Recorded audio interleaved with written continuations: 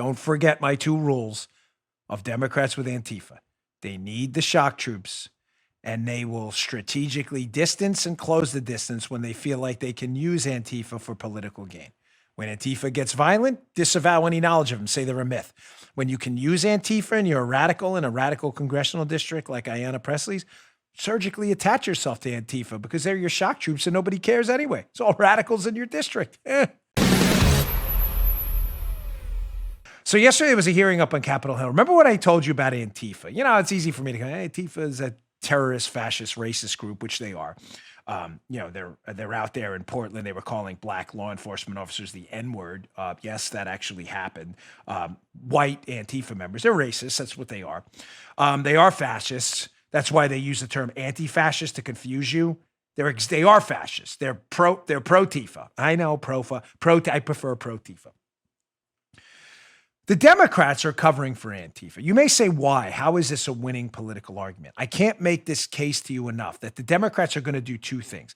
They need Antifa because Democrats, radical leftists, like the Democrats up on Capitol Hill have all become, they've always needed shock troops on the front line. People out there in their, ninja suits and whatever, scaring people.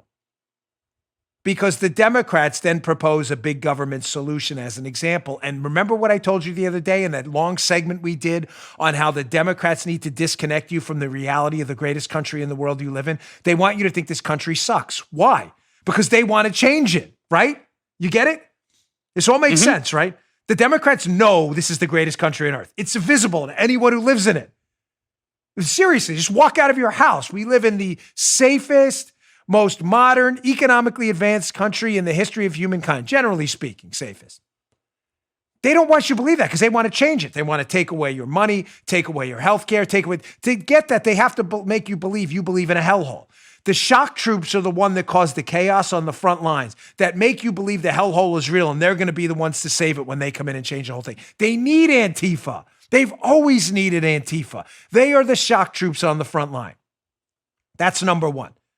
They need the shock troops to scare you, to make you believe America is a country full of chaos and it's irredeemable and you need to change it. Vote for them. They're going to change it for you.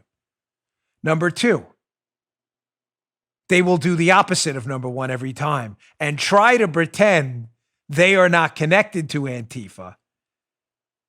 Yet, they don't want any direct connection because people see the violence, the attacking innocent men, women, and children, calling black law enforcement officers the N-word. So they can't have a direct attachment. You know what I'm saying, Joe? They won't show up typically with them unless you're Ted Wheeler in Portland. Yeah. A lot of the semi-mainstreamers will kind of coddle Antifa, never say a bad word about them, while simultaneously using them as shock troops. It's a weird dance they do.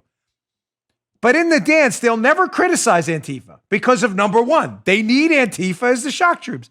You don't believe me? Here's a brilliant exchange with the great Ted Cruz, Republican senator from Texas, up on Capitol Hill, with the absolutely hapless mental midget, Mazie Hirono. Remember that one? Step up with the Kavanaugh thing. And then when you had sexual harassment claims about Democrats, she steps down. Do you remember Mazie Hirono? Yeah, not a real genius either in the Breonna Keeler crew there. So here's Ted Cruz and Mazie Hirono going at it. And Cruz totally calls her out, puts her on the spot, says, you're welcome to criticize Antifa right now. The fascist racist group. You're ready to do it right now. And she won't do it. And she walks off, storms off in a huff. This is great. Check this out. You aren't listening. So I hope this is the end of this hearing, Mr. Chairman, and that we don't have to listen to any more of your rhetorical speeches. Thank you very much. I'm leaving. Well, I appreciate the, as always, kind and uplifting words of Senator Hirono. Thank you. And I would also note that throughout her remarks, she still did not say a negative word about Antifa, nor has any Democrat here. They instead engage in a political game where they depend. You're welcome to say something negative about Antifa right now. I think that I've covered the subject quite well. You are not listening. Okay, she declined to speak, so that is the position of the Democratic Party. I would note also that of the 7 Democratic senators who spoke, not a one of them apologized for or denounced multiple Democrats calling law enforcement officers Nazis Stormtroopers and Gestapo, to be fair. I have not heard the word Nazi, but Stormtrooper was Nancy Pelosi and Gestapo was another Democratic leader. That is less than helpful. She won't call them out. She will not call out a fascist, racist terror group like Antifa. She won't do it. Why? Remember rule number one. Rule number one, the Democrats need the shock troops to scare people, to make you believe America's in chaos and falling apart, so you'll vote for them. That's why. Rule number two, keep your distance, but don't get too far and don't get too close. Now, some members don't care about that too close rule. Some members will just celebrate Antifa and make apologies for him, despite what they're saying being factually incorrect. They will claim Antifa and BLM are things Antifa and BLM won't, they'll lie for them. One of them is squad member Ayanna Pressley, a devout liar. I mean, rarely, if ever, tells the truth up on Capitol Hill. But she says the non-truth with such passion, people believe her. Here's Ayanna Pressley, squad member, Dan, defending Antifa, which is ironic. Ayanna Pressley happens to be black. Antifa's a racist group. Some of their members have called cops the N-word. I can't say this enough. This is a racist group of fascists. This is Ayanna Pressley defending the fascists. It's a short clip.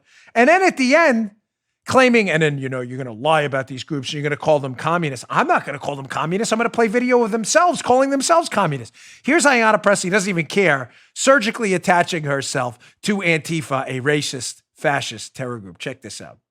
We have seen with movements, they will try to co-opt it and undermine it and sanitize it and whitewash it. But the Black Lives Matter activists that are today called Antifa were in the 1960s being called communists, okay? They were just as disruptive and agitating the status quo and just as impatient.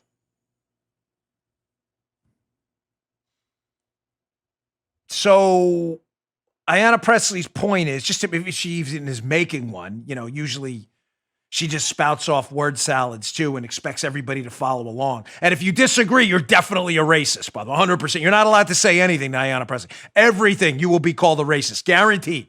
Just assume and just bake it into the cake, okay? So she's like, and back in the 60s, BLM and these other groups, they were called communists and Marxists. She's saying, in other words, like, this is a slur. In other words, they're not communists and Marxists, right? Here's a video of one of the founders of Black Lives Matter, Patrisse Cullors, telling an interviewer that she is, in fact, a Marxist. It's not me saying it. It's her saying it. You won't hear any of this from Ayanna Pressley. If you wouldn't dare, because that would be the actual truth. She has a problem with that. Check this out. I think that the criticism is helpful. I also think that it might... I think of a lot of things. The first thing I think is that we actually do have an ideological frame. Myself and Alicia in particular are trained organizers. We are trained Marxists. We are super versed on sort of ideological theories.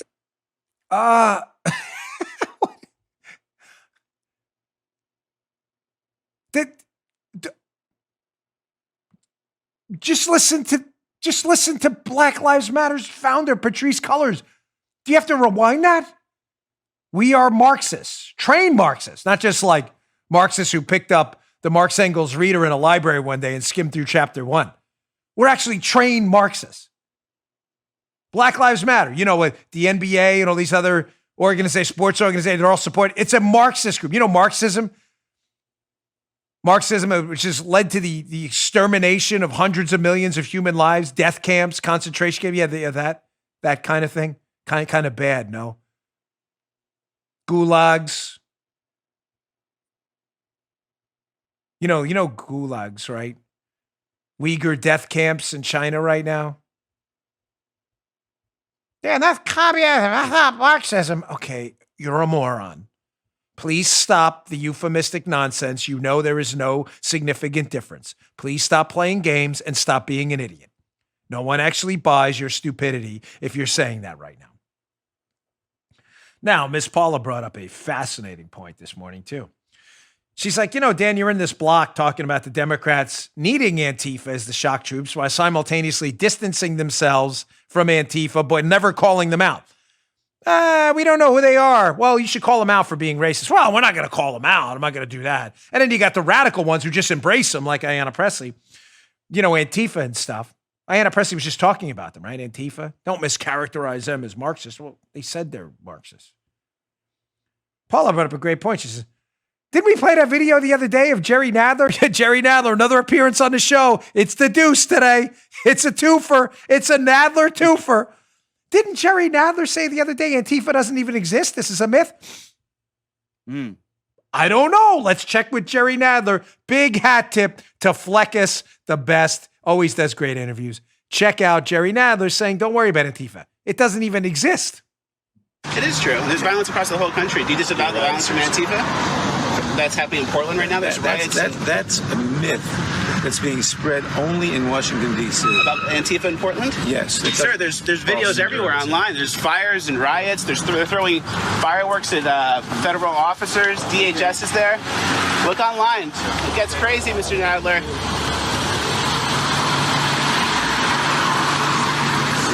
Wow. So thinks it's fake news. Antifa's a myth. Yeah, Antifa's a myth in Portland. Meanwhile, the whole city is on fire, and they're trying to burn down the courthouse.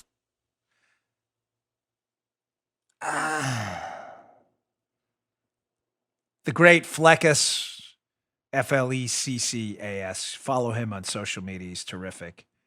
So just to be clear, as we conclude this block of Antifa Democrat insanity, they need their shock troops. They'll disavow their shock troops. Some of them will attach themselves to the shock troops. They'll never criticize the shock troops. And then when asked about the shock troops, they'll say, no, they don't even exist. That's a myth.